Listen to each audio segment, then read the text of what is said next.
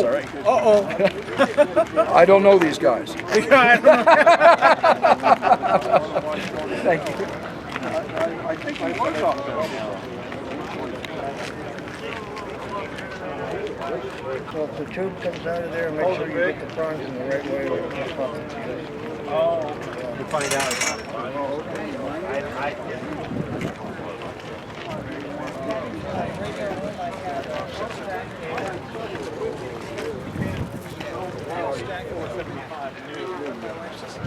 What are you holding on to all that stuff for? You never use it. John is running the registration desk inside. Okay. Got all our secrets. Yeah. Yeah, we use it for. Huh, interesting. But this is separate. So you're good. Thank you.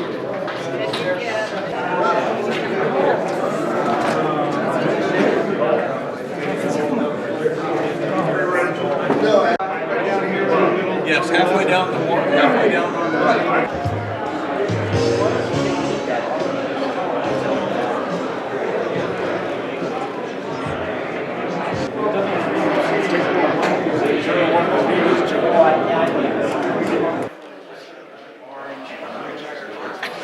Almost circular in the NBIS. Again, you have to have your antenna at the right height. Now remember, as your gain goes up, your beam width goes down. So these are meant for specific applications. You can't park this someplace and expect people on the backside to be accessing your node. This might be if you.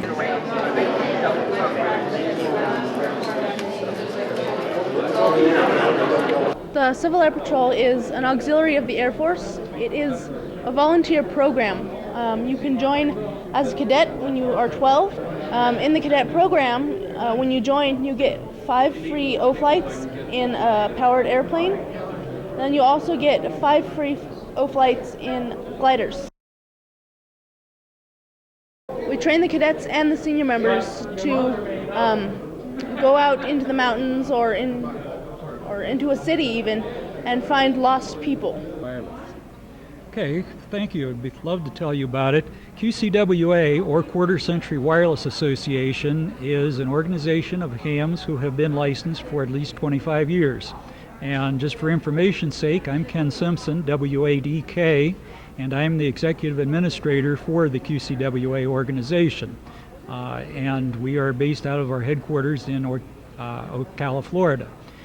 QCWA, although it is an organization of hams that have been licensed 25 years, one of the major things we do is we are involved with scholarships. And to date, we have given approximately $400,000 worth of scholarships to hams, and I emphasize to hams.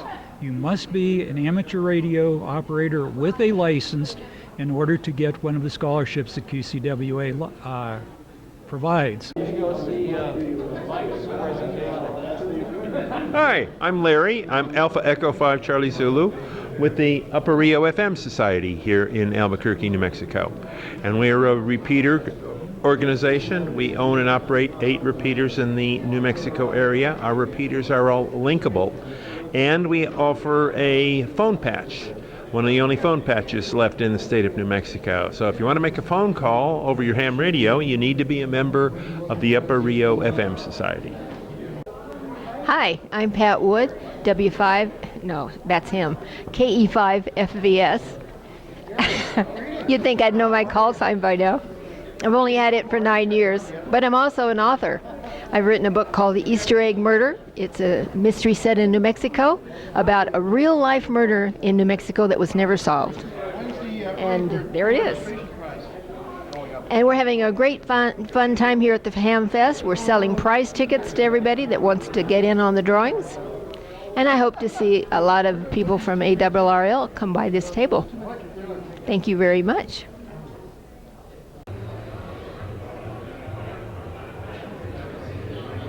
Hello, my name is Craig Carnahan, N7LB with RF Gear to Go from Mesa, Arizona, here today at the Duke City Albuquerque Hamfest. We specialize here at RF Gear to Go in obviously RF radio gear that's mobile to go. Everything from $49 handhelds all the way up to quad band mobiles, all different types of price ranges, all different features, and we're the only company that I'm aware of that will pre-program those Chinese radios for you in advance based on your specific location. So if you're interested, give us a call, and we're also on the web. Thank you very much. Web address is www.rfgeartogo, the number 2go.com. Hello, my name is James, KD0MFO with hamradioschool.com. We're a visual integrated learning system, and we're different than a lot of the other books for technician and general license in that we use a lot of images, a lot of analogies, a lot of illustrations to really reinforce and to help teach you the material. We're not interested in you learning to the test. We want you to really learn the material. So we use not only the book, which is the core of our foundation, but we also use our website, which has compendium material on there, including YouTube videos, downloadable sound files, PDFs. You can take the quiz section by section. We have additional slides and material for instructors, and of course we have an iOS app, the actual testing app on the iOS phone or the iPad. So hamradioschool.com, integrated learning system, the new wave in learning your the new wave in learning your technician or general license. Magnetic loop, and what these antennas are really good at is rejecting local noise and interference. It takes advantage of the fact that every radio signal's got two fields associated with it. It's got a magnetic field and it's got an electric field. Normal antennas are designed to receive the electric field. This is exactly the opposite of a normal antenna. This antenna is designed to block as much as possible electric fields. And since the things that cause the most noise in our radios have huge electric fields, this antenna is much quieter than a normal antenna. So to demonstrate it, and this room's a good place to do a demonstration because it's we've got 1,000 fluorescent lights in the ceiling. We've got people with computers all over the place here. So there's plenty of noise to use for a demonstration.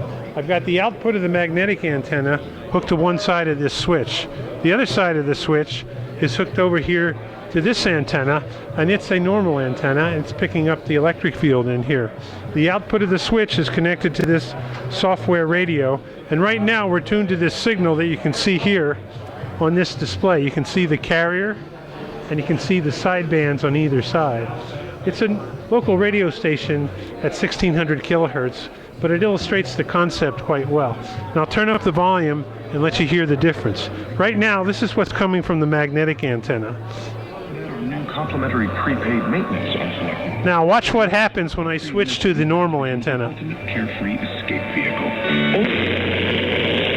That's what you get. And if you look closely at the display, you can see the carrier is still there, and it's a strong carrier. When I switch back, what happens? The carrier doesn't get bigger, the signal doesn't get stronger, the noise drops approximately 40 dB. And that's just the fact that this is a magnetic antenna versus an electric antenna. It also has nulls at right angles to the plane of the loop. And if you look at this antenna pattern, you can see that it has what I call a fat figure 8 pattern. And you can use that feature of the antenna to get additional noise rejection. For example, if I tune to this signal on a different frequency, you can see right here the carrier, but you can see some hash on the upper sideband, which makes it almost impossible to copy the modulation. Now watch what happens when I rotate the antenna so that hash is located in the null. And now you can copy the modulation. So you're looking at a total of almost 70 dB of noise rejection that you can get with an antenna like this. People compare these with much larger antennas, and they don't have to be mounted high in the air. They can be mounted 5 to 10 feet off the ground, and people get great results with them. Hello, my name is Chris Wilson with Yaesu USA, and here today we have all of our VHF, UHF, and HF products. Currently FT1900 through the FTM400. The FTM400 is our new System Fusion digital product, and it's our flagship of our VHF, UHF mobiles at the moment. Currently we have on display here our FT9000, which is the flagship HF radio that Yaesu currently sells. Has every bell and whistle that you could possibly imagine for the DX contester. Next along the line we have the FT5000, followed by the 3000. The 3000 is a new radio in our lineup, as well as the 1200, which have integrated LCD displays in them, multifunction LCD displays. We also have the FT450, which is a new product in our lineup. It's continuing from the FT450 AT series and has a lot of bug fixes, a lot more bells and whistles, including the DSP functions.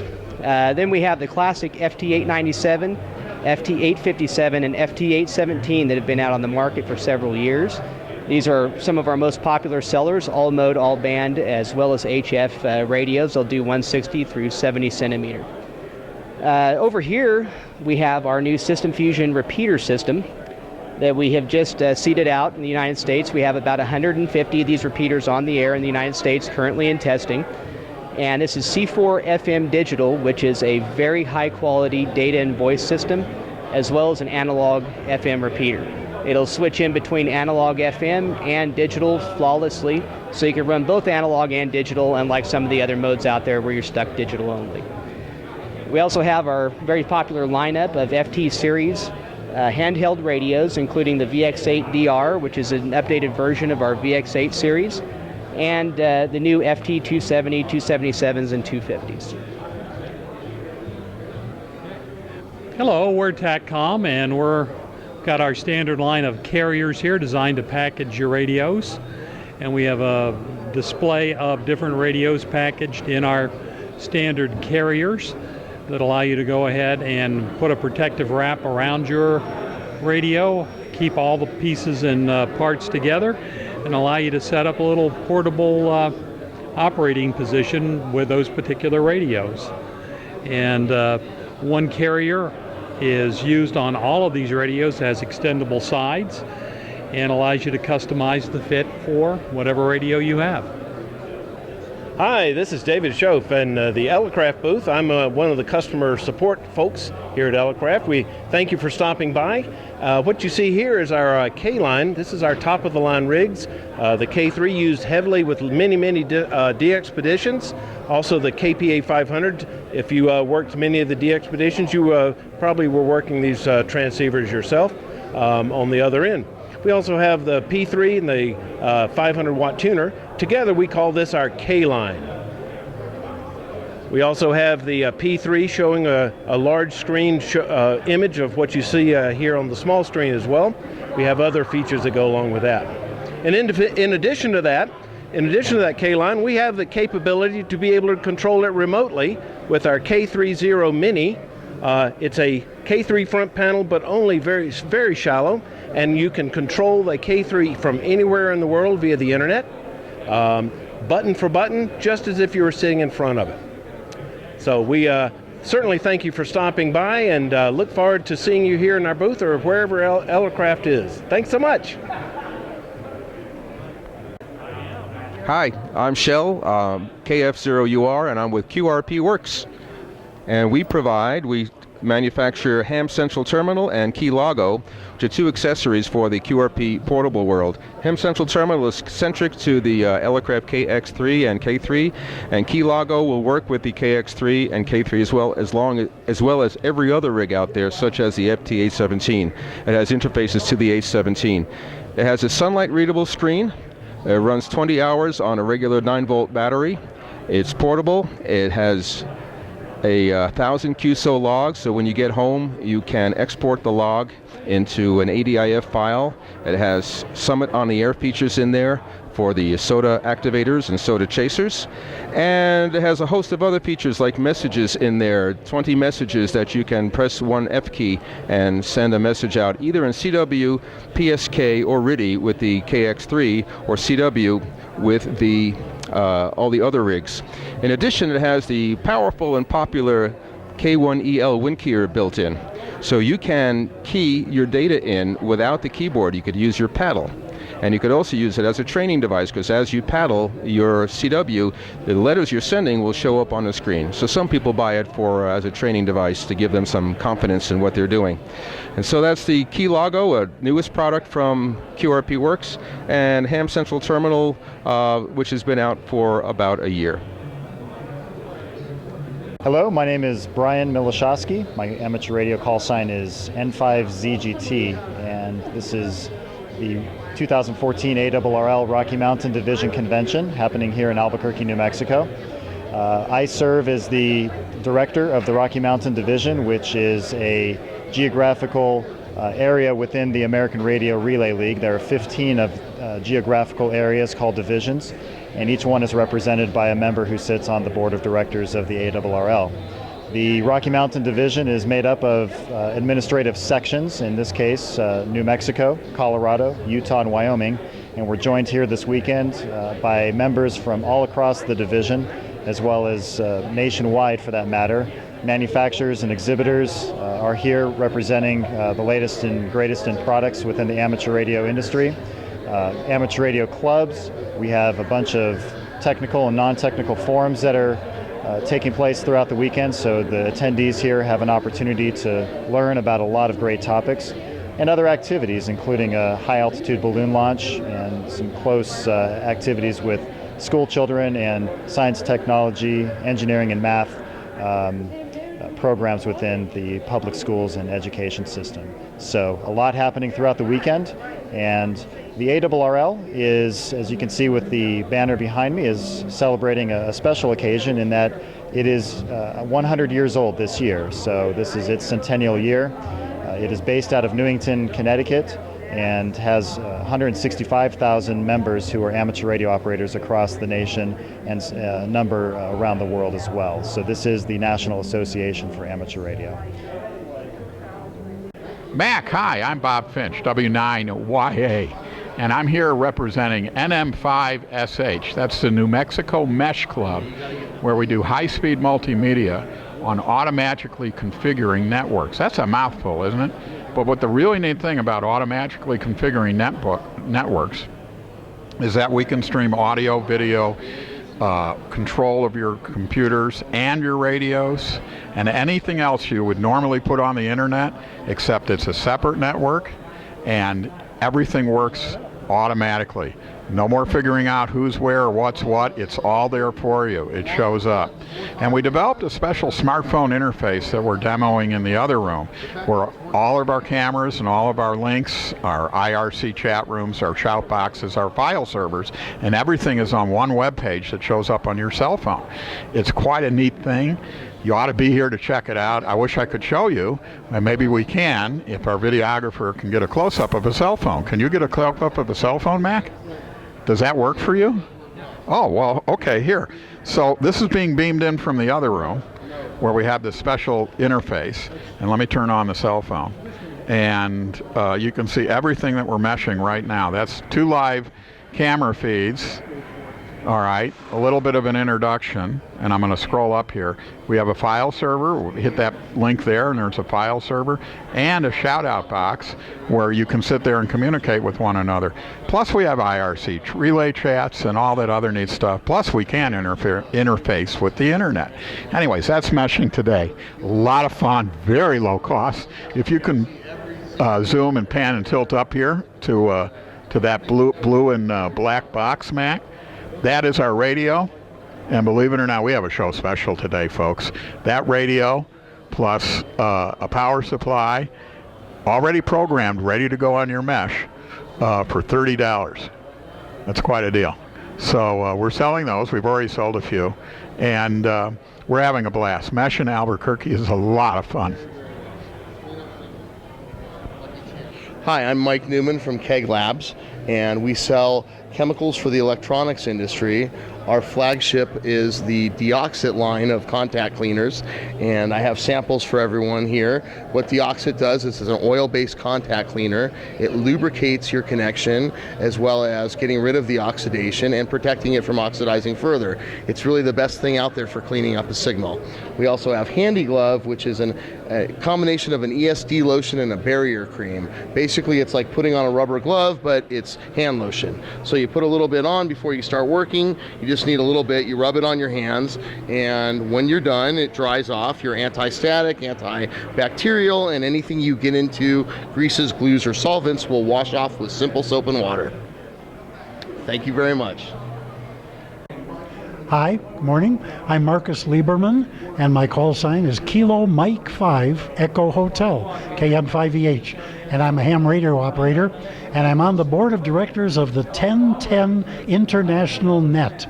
That's an international ham radio organization. It's got over 77,000 members worldwide, and I'm here representing them, trying to urge people to re-up their membership or join. And we're active on 10 meters, which is a kind of a funky band. Sometimes it works well, sometimes it doesn't, and we enjoy talking to each other. And we come to Hamfest to do a face-to-face meeting, because nobody looks like their voice. And we've been surprised a lot about what people look like, but we have a lot of fun with it, and I'm looking forward to meeting a lot of people here.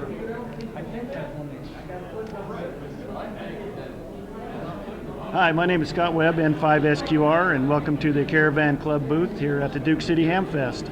Caravan Club's been around since approximately 1955, one of the oldest clubs in New Mexico. Our claim to fame was putting radios into mobile units, and back then they had tubes in them. Of course, we're advanced much farther than that, and the club is mostly a social club now, and we have lots of gatherings every year. Routine meetings, we do field day together, we have Winterfest together, Summerfest, corn feeds, and it's a really great group. Hope you all come out and join us. www.caravanradio.org. And yeah, you can find out everything about the club there and join and help support our repeater, which is up on Sandia Crest.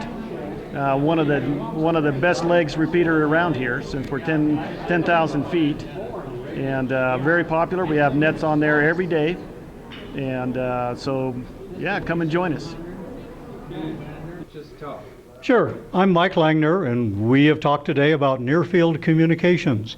It's a way in amateur radio that you can listen to your radio anywhere in your house, out on your patio. Doesn't affect the TV. Your wife can have her favorite program on, and in your ears, and your ears alone, you have your nets, you have the low end of 40 CW, whatever radio interest you have. If it's audio, near-field communications lets you listen to it untrammeled by wires, not limited by light. Line of sight goes through walls just fine, and it's a great convenience. And by the way, it's one of the things that we hams really like because it's cheap. You want any more, or is that no? If you got more, let's have it. Okay. Near-field communications in this application is literally a loop of wire that you run around where you want to be able to hear your radios. The receiver, it's a little $30 kit that you can buy from the internet and put together and use with a set of headphones. Or if, like many of us, you're aging and have hearing aids with little coils in them, T-coils, they are receivers for near-field communication, which means you already have, over your ears, the receiving half of the most convenient, handy way to get ham radio from the radio to you anywhere in the house. And it's, again, clear, crystal clear, simple, and cheap. Okay, the topic today was ham radio in space, especially with regard to manned space flight. More specifically, we talked in great length about ham radio on the Space Shuttle and on the International Space Station. We also talked a little bit about some of the ham radio activities on the Mir space station when it was still aloft. I worked with the shuttle amateur radio experiment, also known as SARX, for a number of years while I worked at Johnson Space Center. Was involved in crew training and project development and some of the hardware development. But the interest today was in how do we interest kids in science, technology, engineering, and math. And one of the ways we do this is with interesting projects. The project I was talking about, projects today for today's topic, were talking to astronauts while they're flying. And also what the kids get to learn or have to learn in the process to be able to reach that goal. In other words, the amateur radio on the International Space Station project and the Shuttle Amateur Radio project weren't just, put in a request and talk to a school. You had to learn something.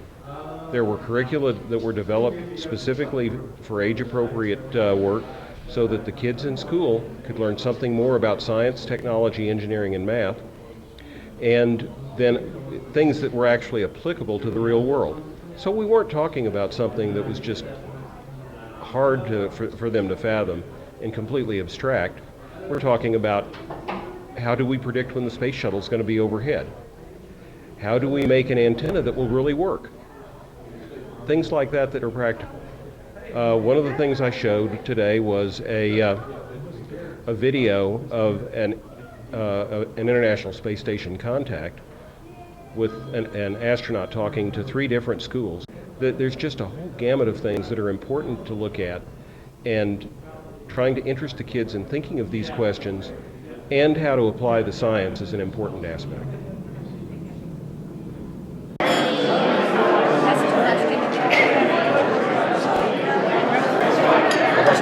Well, actually, that's horseradish. Horseradish.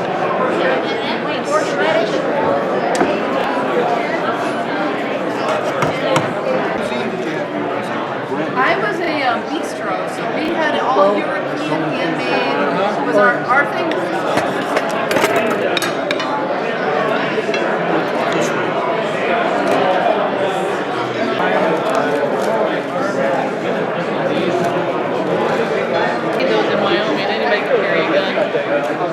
Thanks a lot, everybody. I really appreciate you spending time.